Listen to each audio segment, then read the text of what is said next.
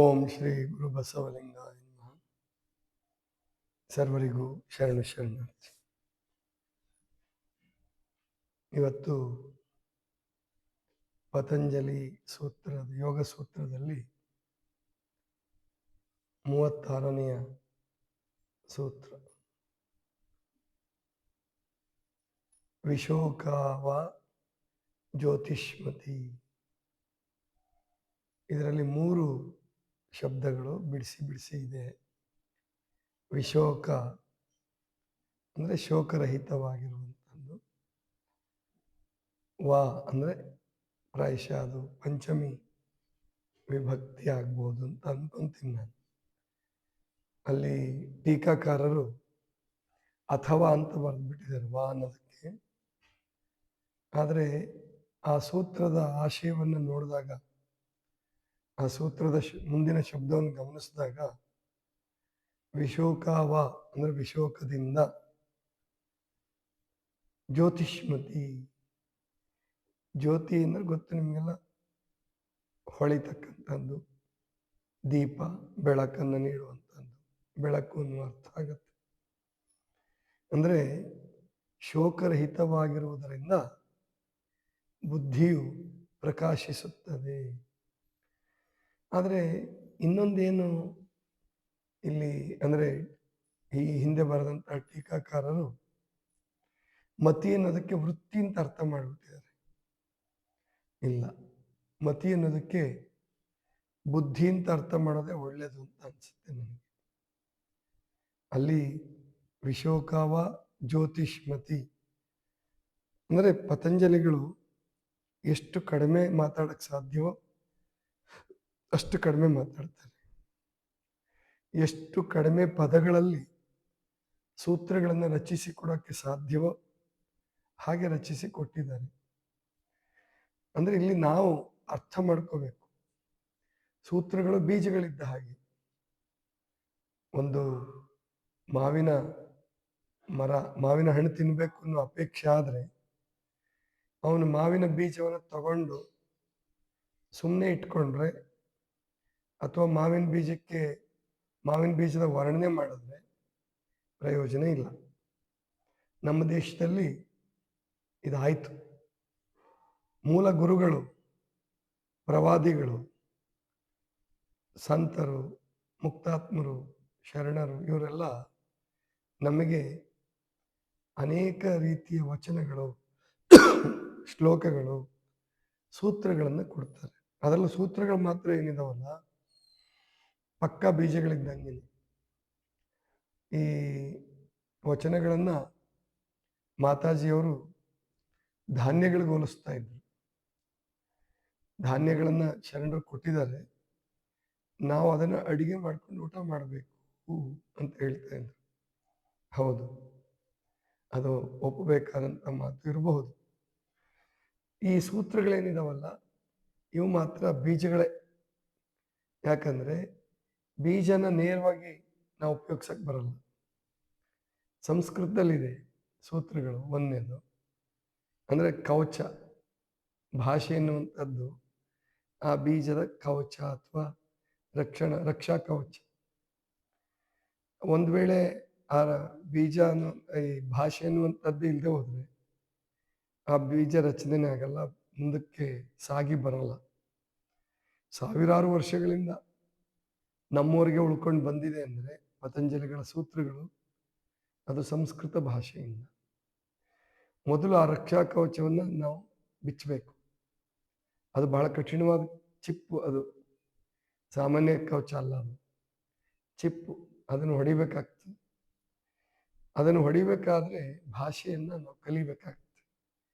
ನಾನು ಸಂಸ್ಕೃತವನ್ನು ಕಲ್ತಿಲ್ಲ. ಹಾಗೆ ನೋಡ್ತಾ ಹೋದರೆ ಸಂಸ್ಕೃತ ನನಗೇನು ಭಾಷೆಯಾಗಿ ಸಂಸ್ಕೃತ ಬರಲ್ಲ.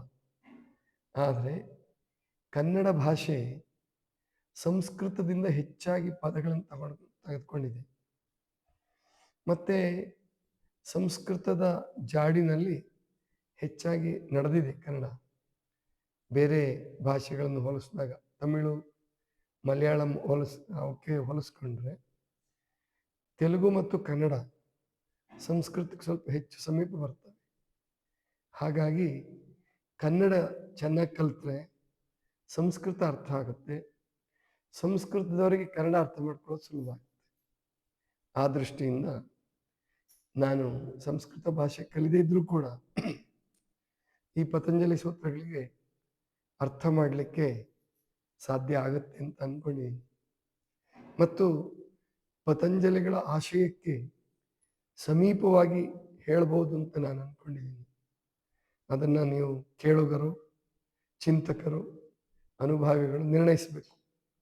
ಅದನ್ನು ನಾನು ನಿರ್ಣಯ ಕೊಡ್ಲಿಕ್ಕಾಗಲ್ಲ. ನಾನು ಅಂದ್ಕೊಂಡಿದ್ದೀನಿ, ಅದನ್ನು ಕೇಳ್ತಕ್ಕಂಥವ್ರು, ಭಾಷೆ ಬಲ್ಲಂಥವರು ಅದನ್ನು ಹೇಳಬೇಕು ಮುಂದೆ ಅದು ಹೇಗಿರುತ್ತೆ ಅಂತೇಳಿ. ಈ 36ನೇ ಸೂತ್ರ ಏನಿದೆ ಅತ್ಯಂತ ಸಣ್ಣ ಸೂತ್ರ, 3 ಶಬ್ದಗಳು. ವಿಶೋಕ ವ ಜ್ಯೋತಿಷ್ಮತಿ, ವಿಶೋಕದಿಂದ ಅಂದರೆ ಶೋಕರಹಿತ ಸ್ಥಿತಿಯಿಂದ, ಶೋಕರಹಿತವಾದರೆ ಮತಿಯು ಪ್ರಜ್ವಲಿಸುತ್ತದೆ. ಅಂದರೆ ಅದಕ್ಕೆ ನೋಡಿ, ನೀವು ಯಾವಾಗಲೂ ಚಿಂತೆ ಮಾಡುವವರಿಗೆ ಸಮಸ್ಯೆ ಪರಿಹಾರ ಆಗಲ್ಲ. ಚಿಂತೆ ಮಾಡ್ತಾ ಮಾಡ್ತಾ ಕೂತ್ಕೊಂಡ್ರೆ ದುಃಖಿಗಳಾದರೆ ಸಮಸ್ಯೆ ಪರಿಹಾರ ಆಗಲ್ಲ. ಯಾವಾಗ ನೀವು ಚಿಂತೆಯನ್ನು ಕೊಡವಿ, ದುಃಖವನ್ನು ಬಿಸಾಟಿ, ಏನಾಗುತ್ತೋ ಆಗಲಿ ನೋಡೋಣ ಮುಂದೆ ಅಂತ ಹೊರಡ್ರಿ, ಅಂದರೆ ತಲೆ ಮೇಲೆ ಕೈ ಹೊತ್ಕೊಂಡು ಕೂತ್ಕೊಳ್ಳೋದು ಬಿಡಿ. ಎಂತಹದ್ದೇ ಸಮಸ್ಯೆ ಬಂದರೂ ಕೂಡ ಧೈರ್ಯವಾಗಿ ಮುನ್ನುಗ್ಗ್ರಿ. ಆವಾಗ ಆ ಚಿಂತೆಗೆ, ಆ ಸಮಸ್ಯೆಗೆ ಪರಿಹಾರ ಸಿಗುತ್ತೆ.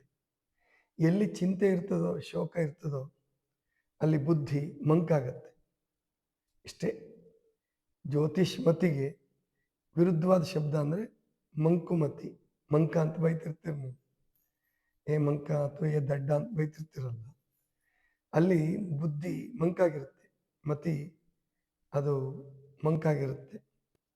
ಯಾವಾಗ ನೀವು ಧೈರ್ಯ ತಗೊಳ್ತೀರಿ, ಶೋಕವನ್ನು ಬಿಡ್ತೀರಿ, ಚಿಂತೆಯನ್ನು ಬಿಡ್ತೀರಿ, ಆವಾಗ ಸಮಸ್ಯೆಗಳಿಗೆ ಉತ್ತರ ತಾನೇ ಸಿಗುತ್ತೆ, ಸುಲಭವಾಗಿ ಸಿಗುತ್ತೆ. ಮತ್ತೆ ಅದಕ್ಕೆ ವಿಜ್ಞಾನಿಗಳು ಒಂದು ತಂತ್ರ ಮಾಡ್ತಾರೆ. ಆರ್ಕಿಮಿಡಿಸ್ನಿಂದ ಹಿಡ್ಕೊಂಡು ಇಲ್ಲಿವರೆಗೆ ಎಲ್ಲ ವಿಜ್ಞಾನಿಗಳು ಒಂದು ತಂತ್ರ ಮಾಡ್ತಾರೆ. ಲ್ಯಾಬಲ್ಲಿ ಕೂತ್ಕೊಂಡು ಅವರು ಮೊದಲು ಒಂದು ಸೂತ್ರವನ್ನು ಕಲ್ಪಿಸ್ಕೊಳ್ತಾರೆ, ಒಂದು ಅನಿಸಿಕೆಯನ್ನು ಮಾಡ್ಕೊಳ್ತಾರೆ, ಈ ಥರ ಆದರೆ ಹಂಗೆ, ಅಥವಾ ಕನಸು ಕಾಣ್ತಾರೆ, ಆಸೆಯನ್ನು ಇಟ್ಕೊಳ್ತಾರೆ. ಅದಕ್ಕೆ ತಕ್ಕ ಹಾಗೆ ಸಂಶೋಧನೆಯನ್ನು ಶುರು ಮಾಡ್ತಾರೆ. ಆವಾಗ ಅವರಿಗೆ ಹೊಳಿಲಿಲ್ಲ ಅಂತ ಇಟ್ಕೊಳ್ಳಿ. ಹೊಳಿಲಿಲ್ಲ ಅಂತಂದರೆ ಸುಮ್ಮನೆ ಇದ್ಬಿಡ್ತಾರೆ ಅವರು, ಅದ್ರ ಬಗ್ಗೆ ತಲೆ ಕೆಡಿಸ್ಕೊಳಕ್ಕೆ ಹೋಗಲ್ಲ. ಅದನ್ನು ಆ ಚಿತ್ತದ ಆಳಕ್ಕೆ ಕಳಿಸ್ಬಿಟ್ಟು ಸುಮ್ಮನೆ ಇದ್ಬಿಡ್ತಾರೆ. ಯಾವತ್ತೋ ಒಂದು ದಿವಸ ಅದಕ್ಕೆ ಕನಸಲ್ಲೋ ನಿದ್ದೆಲ್ಲೋ ಉತ್ತರ ಸಿಗುತ್ತೆ. ಈ ಹೊಲಿಗೆ ಮಷಿನ್ ಇದೆಯಲ್ಲ, ಹೊಲಿಗೆ ಮಷಿನ್ ನೋಡಿದ್ದೀರ ನೀವೆಲ್ಲ, ಹೌದಲ್ಲ? ಹೊಲಿಗೆ ಮಷಿನ್ ಕಂಡಿಡಿದ ಒಂದು ಕತೆ, ಅವನ ಹೆಸರು ಮರೆತುಬಿಟ್ಟಿದ್ದೀನಿ. ಗುರುರಾಜ್ ಕರ್ಜ್ಗಿಯವರು ಭಾಳ ಚೆಂದ ಹೇಳ್ತಾರೆ ಅದನ್ನ. ಅವನು ಈ ಮೊದಲು ಎಲ್ಲ ಸೂಜಿ ಚುಚ್ಚಿ ಹೊಲಿತಿದ್ರು. ಈಗ ಹಂಗೆ ಸಣ್ಣ ಪುಟ್ಟದ್ದು ಹೊಲ್ಕೊಂತಿರಲ್ಲ, ಆ ಥರ ಸುಮಾರು ಒಂದು 200 ವರ್ಷದಿಂದ ಹೊಲಿಗೆ ಮಷಿನ್ ಇರಲಿಲ್ಲ, 150 ವರ್ಷದಿಂದ. ಆವಾಗ ಅವನಿಗೆ ಅನ್ನಿಸ್ತಿತ್ತು, ಇಲ್ಲ ಇದು ಭಾಳ ನಿಧಾನ ಆಗುತ್ತೆ, ಇದಕ್ಕೇನಾದರೂ ಒಂದು ಯಂತ್ರ ಕಂಡಿಡಿದ್ರೆ ಚೆನ್ನಾಗಿರುತ್ತಲ್ಲ ಅಂತ ಅನ್ಸುತ್ತೆ ಅವನಿಗೆ. ಒಂಥರ ಚಕ್ರ ಥರ ತಿರುಗಬೇಕದು, ಪಟ ಪಟ ಪಟ ಪಟ ಹೊಲ್ಕೊಂಡು ಹೋಗ್ಬೇಕು, ಅದು ಹತ್ತಿರಕ್ಕೂ ಆಗುತ್ತೆ, ನಾವು ಕೈಯಲ್ಲಿ ಚುಚ್ಚಿ ಹೊಲಿಯೋದಕ್ಕಿಂತ ಹತ್ತಿರ ಆಗುತ್ತೆ, ಏನಾರು ಮಾಡಬೇಕಲ್ಲ ಅಂತ ಆಲೋಚನೆ ಶುರುವಾಯ್ತು ಅವನಿಗೆ. ಹೇಗೆ ಮಾಡೋದು ಗೊತ್ತಿಲ್ಲ, ಏನೇನು ಗೊತ್ತಿಲ್ಲ. ಒಂದು ದಿವಸ ರಾತ್ರಿ ಮಲಗಿರ್ಬೇಕಾದ್ರೆ ಅವನಿಗೊಂದು ಕನಸು ಬೀಳುತ್ತೆ. ಏನು ಕನಸು ಅಂದರೆ, ಕೆಲವು ಬುಡಕಟ್ಟಿನ ಜನ ಅವನಿಗೆ ಹೊಡೆದು ಸಾಯಿಸಕ್ಕೆ ಬಂದುಬಿಟ್ಟಿದ್ದಾರೆ, ಹೊಡೆಯಕ್ಕೆ ಬಂದಿದ್ದಾರೆ, ಜಗಳ ಏನು ಭಾಳ ದೊಡ್ಡ ಯುದ್ಧ, ಇವನು ಮುಗಿಸೇ ಬಿಡ್ತಾರೆ ಅನ್ನುವಾಗ ಇವನಿಗೆ ಗಾಬರಿ ಆಗ್ಬಿಟ್ಟು ತಪ್ಪಿಸ್ಕೊಳ್ಳೋಕ್ಕೆ ಅಂತ ಪ್ರಯತ್ನ ಪಡುವಾಗ ಈ ಹೊಲಿಗೆ ಮಷಿನ್ ಹಿಂಗೂ ಮಾಡ್ಬೋದಲ್ಲ ಅಂತ ಅವನಿಗೆ ಪಟ್ ಅಂತ ಹೊಡೆದ್ಬಿಡುತ್ತೆ. ಆಮೇಲೆ ಅದನ್ನ ಯಂತ್ರ ಮಾಡಿಸ್ತಾನೆ, ಅದು ಕನ್ಸಲ್ಲಿ ಬಂದಂಥದ್ದು, ಕನ್ಸಲ್ಲಿ ಹೊಡೆದಂಥದ್ದು. ಎಷ್ಟೋ ಜನ ಗಣಿತದ ಸೂತ್ರಗಳನ್ನ ಅಷ್ಟೇ, ಗಣಿತದ ಸೂತ್ರನ ಬಿಡಿಸೋಕ್ಕಾಗದೇ ಇದ್ದಾಗ ಅವರು ಮಲ್ಕೊಂಡಾಗ ಕನಸಲ್ಲಿ ಅದು ಬಿಡುಗಡೆ ಆಗುತ್ತೆ. ಅದಕ್ಕೆ ತತ್ವಜ್ಞಾನಿಗಳು ಹೇಳೋದೇನೆಂದರೆ, ಅದರಲ್ಲೂ ವಿಶೇಷವಾಗಿ ಓಶೋ ಅವರು ಹೇಳೋದೇನೆಂದರೆ, ನಿಮಗೆ ಯಾವ ಚಟ ಬಿಡೋಕ್ಕೆ ಕಷ್ಟ ಆಗ್ತಿದೆ ಅಥವಾ ಯಾವ ಒಂದು ಅಭ್ಯಾಸ, ದುರಭ್ಯಾಸ ಇರ್ಬೋದು ಅಥವಾ ಬೇಡವಾದಂಥ ಅಭ್ಯಾಸ ಇರ್ಬೋದು, ಅದನ್ನು ಬಿಡಬೇಕು ಅಂತ ನೀವು ಮನಸ್ಸು ಮಾಡಿದ್ರೆ ಬಿಡೋಕ್ಕೆ ಕಷ್ಟ ಆಗ್ತಿದೆ, ಆವಾಗ ಅದ್ರ ಜೊತೆ ಯುದ್ಧಕ್ಕೆ ಇಳಿಬೇಡಿ ಅಂತ. ಈ ಕುಡ್ತದ ಚಟ ಅಂತ ಇಟ್ಕೊಳ್ಳಿ ಅಥವಾ ಸಿಗರೆಟ್ ಚಟ ಇದೆ ಅಂತ ಇಟ್ಕೊಳ್ಳಿ, ಅದನ್ನು ಬಿಡೋಕ್ಕಾಗ್ತಾ ಇಲ್ಲ ಅಂದಾಗ ನಿಮ್ಮನ್ನು ನೀವು ಬೈಕೋಬೇಡಿ, ನಿಮ್ಮನ್ನು ನೀವು ನಿಂದಿಸ್ಕೊಳ್ಬೇಡಿ. ಹಾಗಾದರೆ ಏನು ಮಾಡಬೇಕು ಅಂದರೆ, ರಾತ್ರಿ ಮಲಗುವಾಗ ಮತ್ತು ಬೆಳಿಗ್ಗೆ ಎದ್ದೇಳುವಾಗ ಅದನ್ನು ನಿಮಗೆ ಚಿತ್ತದ ಆಳ ಕಳಿಸಿ. ಯಾವುದು ಚಿತ್ತದ ಆಳದಿಂದ ಬರ್ತದೋ, ಮನಸ್ಸಿನ ಆಳದಿಂದ ಬರ್ತದೋ, ಅದು ನಿಮಗೆ ಕಷ್ಟ ಆಗಲ್ಲ ಮಾಡೋಕ್ಕೆ. ನಿಮಗೆ ಒಂದು ದಿವಸ ಅದು ಪಟಾಯಿಸೋದು ಈ ಕಡೆ ಅಂತ ಅದು ಹೊಳೆಯುತ್ತೆ, ಅದು ನಿಮಗೆ ಮನವರಿಕೆ ಆಗುತ್ತೆ. ಇಲ್ಲ ಬೇಡ, ನಾನು ಇದನ್ನು ಮಾಡೋದು ಬೇಡ, ಹೀಗಾಗೋದು ಬೇಡ ಅದು ಮನಸ್ಸಿಗೆ ಶಕ್ತಿ ಕೊಡುತ್ತೆ. ಅದಕ್ಕೆ ಚಿತ್ತದ ಆಳಕ್ಕೆ ಕಳಿಸ್ಬೇಕು. ಆ ಚಿತ್ತದ ಆಳ ಯಾವಾಗ ಜಾಗೃತವಾಗಿರುತ್ತೆ ಅಂದರೆ, ಮಲಗುವ ವೇಳೆಗೆ ಮತ್ತು ಎದ್ದ ತಕ್ಷಣ. ಅದರಲ್ಲೂ ಎದ್ದ ತಕ್ಷಣ ಆಟೋ ಸಜೆಷನ್ ಅಂತ ಕರೀತಾರೆ, ಮನಃಶಾಸ್ತ್ರದಲ್ಲಿ ಆಟೋ ಸಜೆಷನ್ ಅಂತ ಕರೀತಾರೆ. ಅಂದರೆ ನಮಗೆ ನಾವೇ ಬುದ್ಧಿ ಹೇಳ್ಕೊಳ್ಳೋದು. ನಮಗೆ ಬೇರೆಯವ್ರಿಗೆ ಬುದ್ಧಿ ಹೇಳೋದು ಗೊತ್ತಿದೆ, ಹೌದಾ ಇಲ್ವಾ? ಬೇರೆಯವ್ರಿಗೆ ಬುದ್ಧಿ ಹೇಳೋದು ಯಾರಿಗೆ ಗೊತ್ತಿಲ್ಲ. ದಡ್ಡನೂ ಬೇರೆಯವ್ರಿಗೆ ಬುದ್ಧಿ ಹೇಳುತ್ತೆ, ಅರ್ಥ ಆಯ್ತಲ್ವ? ಹಂಗೆ ಮಾಡಬಾರ್ದು, ಹಿಂಗೆ ಮಾಡಬಾರ್ದು ಅಂತೇಳಿ ದಡ್ಡರು ಕೂಡ ಬೇರೆಯವ್ರಿಗೆ ಬುದ್ಧಿ ಹೇಳ್ತಿರ್ತಾರೆ. ಆದರೆ ಜ್ಞಾನಿ ಶರಣ ತನಗೆ ತಾನು ಬುದ್ಧಿ ಹೇಳ್ಕೊತಾನೆ, ಗೊತ್ತಾಯ್ತಲ್ವ? ನಮಗೆ ನಾವು ಬುದ್ಧಿ ಹೇಳ್ಕೊಳ್ಳೋ ಸಮಯ ಅಂದರೆ ರಾತ್ರಿ ಮಲಗುವಾಗ ಮತ್ತು ಬೆಳಗ್ಗೆ ಎದ್ದೇಳುವಾಗ. ಅದಕ್ಕೆ ಬೆಳಗ್ಗೆ ಎದ್ದೇಳುವಾಗ ನಾವು ಯಾರೋ ನಮ್ಮನ್ನು ಎಬ್ಬಿಸಬಾರ್ದು, ಅರ್ಥ ಆಯ್ತಲ್ವ? ಈಗ 5 ಗಂಟೆಗೆ ಬೆಲ್ ಮಾಡಿ ಎಬ್ಬಿಸೋದು ನಿಮಗೆ ಕಲಿಸೋಕ್ಕೋಸ್ಕರ. ಅದು ಮನೇಲೂ ನೀವು ಇದೇ ಅಭ್ಯಾಸ ಇಟ್ಕೊಂಡ್ರೆ 5 ಗಂಟೆ ಖಂಡಿತ ಹೇಳಲ್ಲ. ಅಥವಾ ಯಾರ್ದೋ ಬೈಕ್ ಎದ್ದೇಳ್ತಾ ಇದ್ದರೆ ಆಮೇಲೆ ನೀವು 5 ಗಂಟೆಗೆ ಎದ್ದೇಳಲ್ಲ. ನಿಮಗೆ ಸ್ವತಂತ್ರ ಸಿಕ್ಕ ಕೂಡಲೇ ಅದು ಮಾಮೂಲಿ 6, 6:30, 7 ಗಂಟೆಗೆ ಹೊರಟೋಗ್ಬಿಡುತ್ತೆ. ನೀವು ಸ್ವತಂತ್ರವಾಗಿ ನೀವು ಜೀವನ ಉದ್ಧಾರ ಮಾಡ್ಕೋಬೇಕು ಅಂದರೆ ಮೊದಲು ಬೆಳಗ್ಗೆ ಬೇಗ ಎದ್ದೇಳಕ್ಕೆ ಕಲೀರಿ. ಸ್ವತಂತ್ರವಾಗಿ 4:15ಗೆ ಎಚ್ಚರ ಆಯಿತು ಅಂತ ಇಟ್ಕೊಳ್ಳಿ, ತಕ್ಷಣ ಕೆಲಸ ಶುರು ಮಾಡಬೇಡಿ. ಎದ್ದು ಕೂತ್ಕೊಳ್ಳಿ, ಹಾಸಿಗೆ ಮೇಲೆ ಕೂತ್ಕೊಳ್ಳಿ. ಅದಕ್ಕೆ ಹಾಸಿಗೆ ಮೇಲೆ ಕೂತ್ಕೋಬೇಕು ಅಂದರೆ ನೀವು ಒಬ್ಬಂಟಿಯಾಗಿರ್ಬೇಕು. ಅದಕ್ಕೆ ಯಾಕೆ ಸನ್ಯಾಸಿಗಳು ಒಬ್ಬಂಟಿಯಾಗಿರೋಕ್ಕೆ ಇಷ್ಟಪಡ್ತಾರೆ ಅಂದರೆ ಇದಕ್ಕೋಸ್ಕರನೇ. ಇನ್ನೊಬ್ಬರಿದ್ದರೆ ಧ್ಯಾನಕ್ಕೆ ಡಿಸ್ಟರ್ಬ್ ಆಗುತ್ತೆ, ಅವ್ರಿಗೆ ಗೊರಕೆ ಹೊಡಿತಿರ್ಬೋದು, ಅಥವಾ ಅವರು ನಿಮ್ಮಿಂದ ಅವ್ರಿಗೆ ತೊಂದರೆ ಆಗ್ಬೋದು, ಅವರಿಂದ ನಿಮಗೆ ತೊಂದರೆ ಆಗ್ಬೋದು. ಅದಕ್ಕೆ ನೀವು ಸಾಮಾನ್ಯವಾಗಿ ಇಲ್ಲಿ ಒಬ್ಬೊಬ್ಬರಿಗೆ ಒಂದೊಂದು ಮಂಚ ಇದ್ದೇ ಇರ್ತದೆ. ಎದ್ದು ಕೂತ್ಕೊಂಡು ದೀರ್ಘವಾದ ಉಸಿರಾಟ ಮಾಡಿ. ಮೊದಲು ನಿದ್ದೆ ಮೂಡು ಹೋಗುತ್ತೆ, ನಿದ್ದೆ ಮೂಡು ಇರುತ್ತೆ, ಕೆಲವೊಂದು ಕಾಲ ನಿದ್ದೆ ಮೂಡು ಇರಲಿ, ಏನೂ ಮಾಡೋಕ್ಕಾಗಲ್ಲ.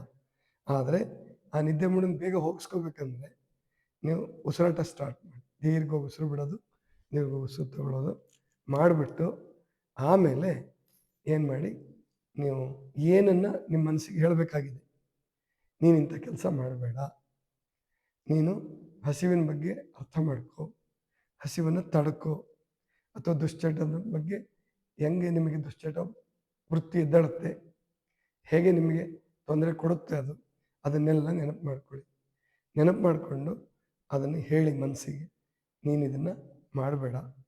ಆ 1 ದಿವಸಕ್ಕೆ ಪರಿವರ್ತನೆ ಆಗಲ್ಲ, 2 ದಿವಸಕ್ಕೆ ಪರಿವರ್ತನೆ ಆಗಲ್ಲ, 1 ವಾರಕ್ಕೂ ಆಗದೇ ಇರ್ಬೋದು, 1 ತಿಂಗಳಿಗೂ ಆಗದೇ ಇರ್ಬೋದು, 3 ತಿಂಗಳು ಸತತವಾಗಿ ನೀವು ಪ್ರಯತ್ನ ಪಟ್ಟಿದ್ದೇ ಆದರೆ ಎಂಥ ಆಲಸಿಯೂ ಅವನು ಚಟುವಟಿಕೆ ಉಳ್ಳವನಾಗ್ಬೋದು, ಎಂಥ ದುಶ್ಚಟವಂತನೂ ಆ ದುಶ್ಚಟವನ್ನು ಬಿಡಬಹುದು, ಎಂಥ ಕ್ರೂರಿಯೂ ಕೂಡ ದಯಾಮಯನಾಗ್ಬೋದು.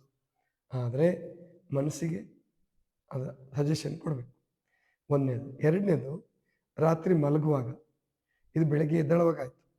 ರಾತ್ರಿ ಮಲಗುವಾಗ ತಕ್ಷಣ ಹೋಗಿ ಹಾಸಿಗೆಯಲ್ಲಿ ಬಿದ್ಕೊಂಡ್ಬಿಡಬೇಡಿ. ಟಿ ವಿ ನೋಡೋದು, ಹೋಗಿ ಬಿದ್ಕೊಂಡ್ಬಿಡೋದು, ಇಲ್ಲಂತೂ ಟಿ ವಿ ಇಲ್ಲ ಬಿಡಿ. ಆದರೆ ನೀವು ಏನು ಮಾಡಬೇಕು ಅಂದರೆ ರಾತ್ರಿ ಹೊತ್ತು ನಿಮ್ಮನ್ನು ನೀವು ಪರಿವರ್ತನೆ ಮಾಡ್ಕೋಬೇಕಂದ್ರೆ ಓದೋ ಅಭ್ಯಾಸ ಇಟ್ಕೊಳ್ಳಿ.